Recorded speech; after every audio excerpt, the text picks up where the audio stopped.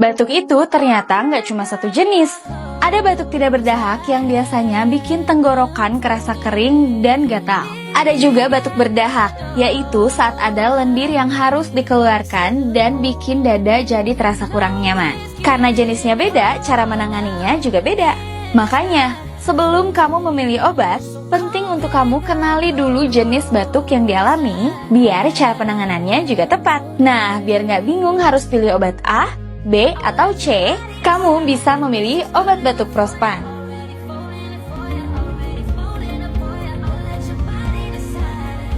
Karena Prospan bisa membantu meredakan batuk berdahak ataupun tidak berdahak secara efektif.